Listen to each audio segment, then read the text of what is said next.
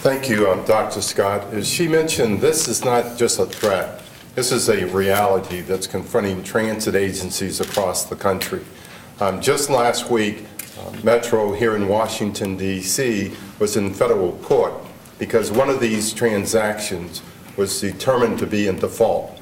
And as a result of a negotiated settlement that was led by the judge in the district court, we were able to resolve one of the transactions. However, there are 14 more.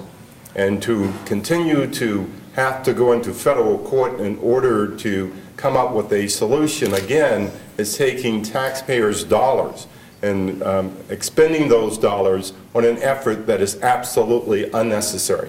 There's been no loss by the banking institutions. It's been no payments missed by transit agencies across the country. So this effort is a request for Congress to step in and for the Treasury to step in to guarantee these arrangements at no cost to the taxpayers. This is not a bailout request. This is not a request for a loan of monies. It's just a request for the federal government in the process of working with various institutions to support public transit. Again, we hope that we will have some success on Capitol Hill today, but we will continue with our efforts to do what's right for the American people, and that is to request that our government support us in this program.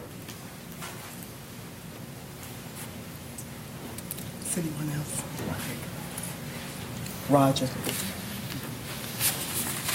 Well, good morning. It's a pleasure to be here today with my colleagues because it's good to see them, but it's certainly not a pleasure to be here on something like this lease arrangement because we're in the business of moving people in Los Angeles.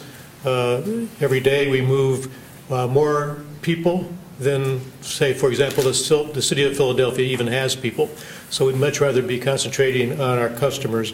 We also have had about a 16% increase in ridership during the last year, so that people are really embracing transit as a mode to be able to move around in congested areas like Los Angeles. We entered into these leasing deals over the years, encouraged a great deal by the federal government, particularly the Federal Transit Administration, is looking for ways of involving the private sector into helping us do a better job.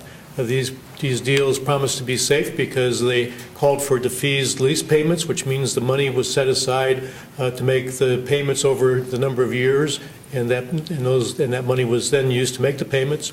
All that is still intact. The basic programs are intact and are functioning as they are supposed to function. The problem has been that one of the technicalities is that a grantor has to have a certain credit rating. And once that credit rating was lost, then technically the loan is in default. And that is where the problem comes in. So there's nothing fundamentally wrong with the transactions. We ran into this situation, which was really unforeseen. Who'd have thought many years ago that a company like AIG, for example, would lose its credit rating and that there wouldn't be anybody else to step in its place. So we aren't here to do anything other than to correct a technicality. We don't really think it will cost the federal government money to do this. It will cost all of us a whole bunch of money that we simply don't have, particularly in light of the challenges that we have out there to move people. And so the longer this goes on, the more it costs us from a standpoint of legal cost or even having to pay back these leases will really affect our ability to carry people. Obviously, the last thing we will consider in Los Angeles is reducing service. And even though just recently the citizens of Los Angeles did vote on a 2-to-1 basis to tax themselves another half-cent sales tax, even with that sales tax, which is earmarked for specific projects within our region, and really wouldn't be able to be used on something like this, it still won't take effect for another year before we see that money, and these transaction deals are falling apart right now as we speak. So that those additional revenues would be no help for us in this situation.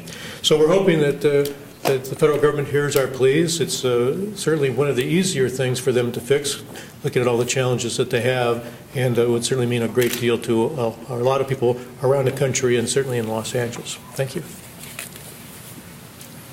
Hi, I'm Rich Sarles, the Executive Director of New Jersey Transit. I won't repeat what's been said before, but for me it's a very simple proposition. The federal government encouraged us to get into these deals. They were safe deals. We're not looking for a bailout. We're just looking for a guarantee. If we don't get that and solve this technical issue that impairs our ability to handle the increasing ridership that we see, and in these uncertain economic times, and gas prices still high, not as high as they were, we need to take care of the expanding ridership, and not being able to solve this problem will impair our ability to take care of that expanding ridership. I'm Mike Weiland. I'm the general manager for the Sacramento Regional Transit District, and I want to put it in perspective. We're one of the small guys in this. So we're here because it has a tremendous impact on our ability to provide service. The revenue loss, the cost to Sacramentans, is about 20% of my operating budget this current fiscal year. As you heard, ridership all over the country is booming. Our ridership is up from month to month 20%, 25%. We cannot afford a 20% hit on our budget. It seems like there's a very simple solution. No cost for the federal government to assist us, 20% of my budget. I don't understand that there's a very simple solution. We need to accept that solution, and let's make sure we save the taxpayer dollars and continue to provide services to all of our residents.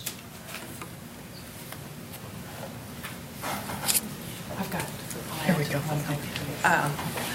Good morning, and I'm Louise Richmond. I'm CFO with the Metropolitan Transit Authority of Harris County, or Houston, as most of you are more familiar. One of the items that I would like to add is the fact if we are not able to get a legislative or a federal solution to this situation, that is going to greatly impact our own transit agencies' credit ratings. In fact, I've got a pricing today in approximately 30 minutes on some financing for buses. And our credit rating is very good from Moody's and S&P. But if there's no solution for this, our credit rating will go down. And what that means in terms to our taxpayers is our financing will cost more. And it's imperative that we do get a solution to this problem. Thank you.